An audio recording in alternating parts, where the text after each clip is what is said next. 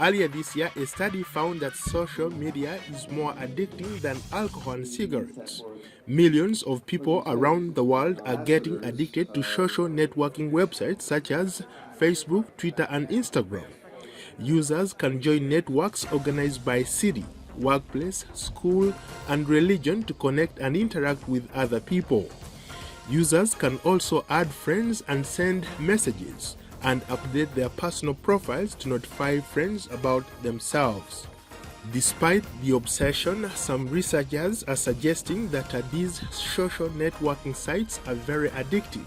Gamin Adams is a self-confessed addict. She says it's not drugs, not alcohol, but Facebook. And she uses yoga as part of a digital detox.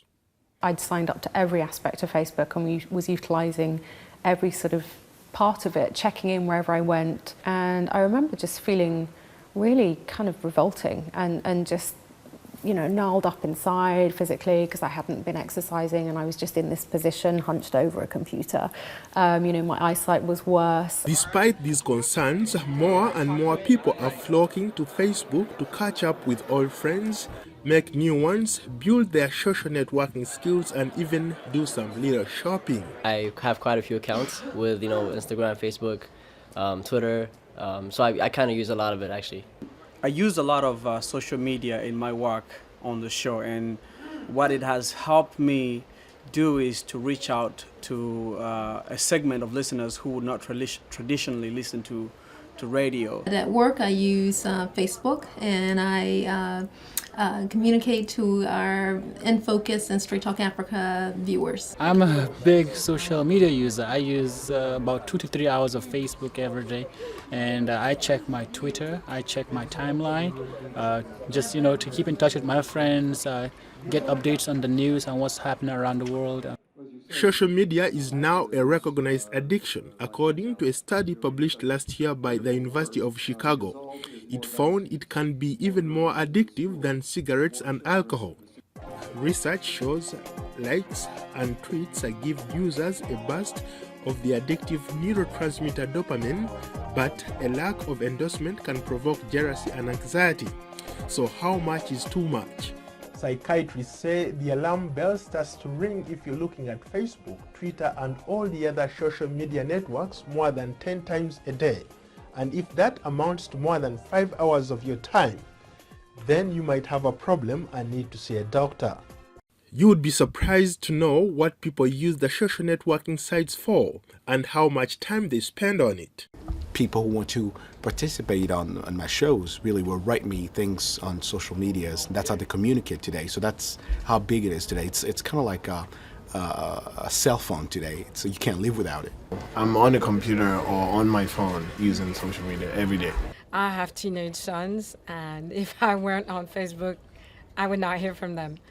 So I actually can communicate throughout the day much faster through Facebook than on the phone or email. Well, I have a Facebook page at the Sunny Side of Sports, which just recently has seen tremendous growth among our social media friends in Africa. The social media, for me, what I do is I look for information, I look for news, I look for contacts, most importantly. Let's say I want to interview someone in Somalia, and I do have friends on Facebook from Somalia, so if they're on Facebook chat, I would go and say, hey, do you have a contact for, you know, a police chief in Bosaso? So it really helps me do my job. Critics say no one is more addicted to social media right now than the media itself, but some media executives couldn't disagree more. If you're in the media business like we are, it's extremely important. It's a way to connect with your viewers. It's a way to have your viewers, your listeners, get their message out, and it's extremely timely. Consultant psychiatrist Dr. Richard Graham treats 100 social media addicts a year at his clinic in London. His patients range from young to old people. They start to miss or avoid doing the necessary things in life, even at a fundamental level of self-care, where they delay eating or avoid eating and drinking, delay sleep, miss meetings or delay getting into work or college.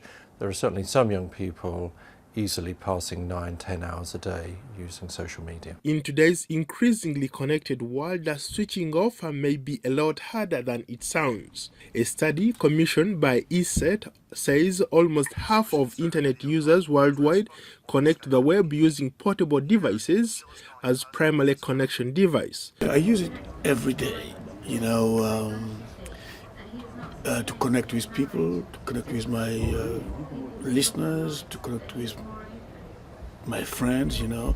When I'm free, I'll just like use my phone and log on to like all types of social media, like Twitter, Facebook, and also Weibo. And it's almost parallel to whatever I do. Like I always check those medias as frequently as I do my job. Technology experts warn that staying connected might be convenient, but users should guard against criminals prowling networks, or some people use social media to say the wrong things. I love Facebook. I love to keep in touch with my family using social media, but I found that you have to be very careful because we kept saying the wrong thing or saying something we shouldn't have, and then somebody found out something they shouldn't have known, and then it was causing problems. And for addicts, treatments begins with complete abstinence. I use social media with part of my job. I maintain the Straight Talk Africa Facebook page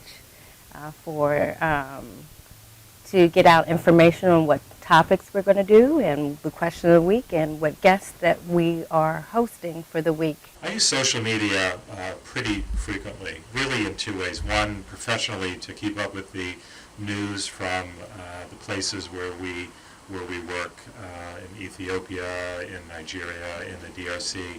But on a personal level, I also use social media just to keep up with friends who've moved to different parts of the world. I can see what's happening to them and their families so that when we finally get together, we get something to talk about. For avid users, the sky is the limit. I'm Paul Ndiho, VOA News.